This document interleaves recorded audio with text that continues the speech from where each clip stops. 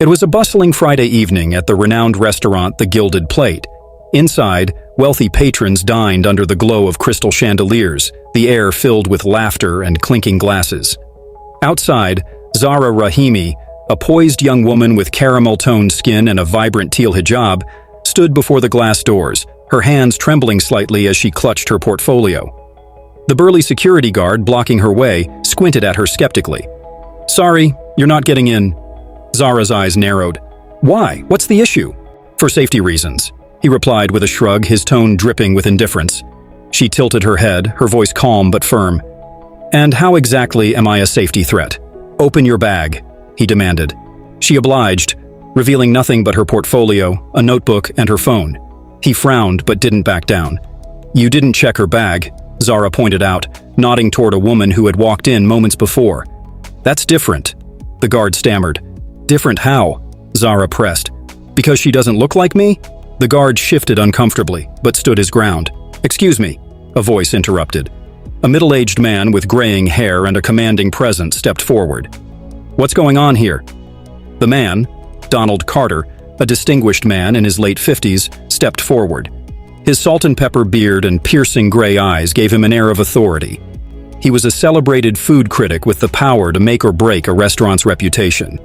"She claims she's here to meet Mr. Foster," the guard explained. Donald raised an eyebrow. "And that's a problem because—" "She says she's the new chef," the guard added, his tone dripping with skepticism. "And you decided to deny her entry because—" Donald's tone was calm, but his eyes were sharp. Donald turned to Zahra. "You're the new head chef?" "Yes," Zahra replied, lifting her chin. "I have an appointment with Mr. Foster." Donald looked back at the guard, his expression firm. "Let her in, or I'll ensure this incident makes the front page of my column tomorrow." The guard hesitated, but before he could argue, a voice rang out from the other side of the door. "What's going on here?" asked Luke Pearson, the assistant manager, as his gaze flicked between Amina and Donald.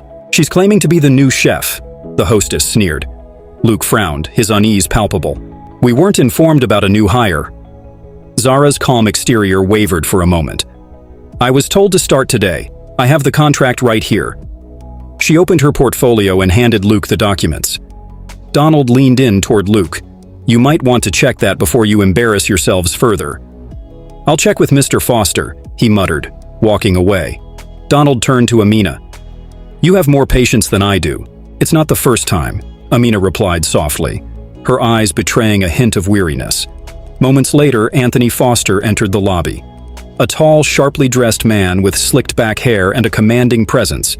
He immediately recognized Amina. "Miss Rahimi!" he exclaimed, shaking her hand warmly. "Welcome. I trust everything has been smooth so far?" The silence that followed was deafening.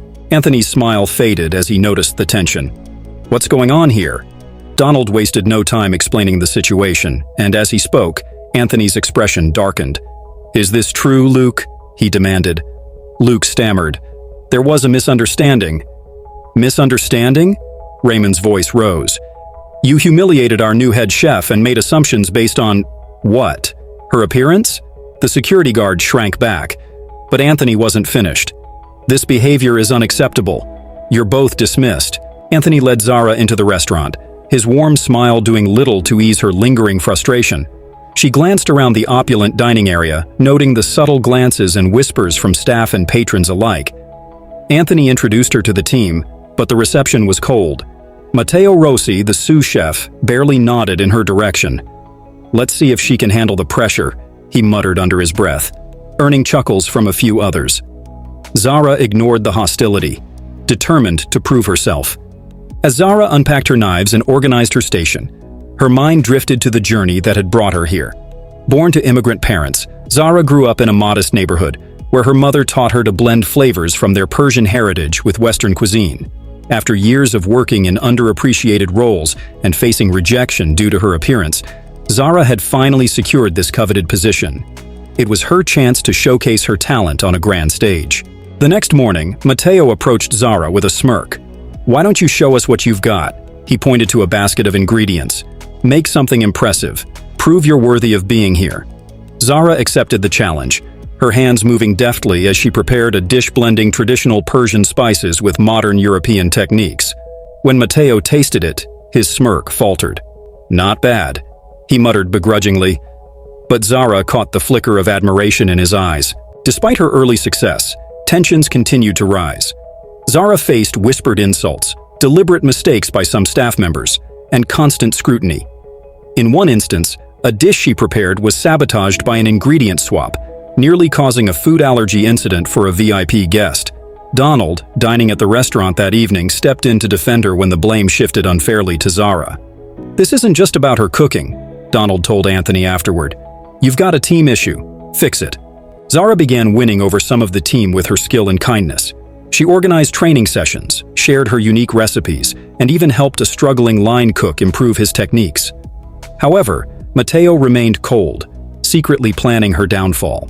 Matteo orchestrated a scheme to frame Zahra for serving a dish containing a forbidden ingredient to a prominent guest. The incident nearly cost the restaurant its reputation. Anthony confronted Zahra, who vehemently denied the accusation. Donald intervened, suggesting a deeper investigation. When the truth came out, Matteo was exposed. Zahra's vindication brought a shift in the restaurant's culture. Anthony publicly apologized, and Donald wrote a glowing review praising her resilience and talent. Zahra implemented changes in the kitchen, fostering a collaborative and inclusive environment. By the end of the year, the Gilded Plate had become the city's top dining spot, thanks to Zahra's innovative menu. At a celebratory gala, Zahra gave a heartfelt speech. "This journey hasn't been easy, but it's taught me the power of perseverance and unity. Together, we've created something extraordinary." As applause filled the room, Zahra glanced.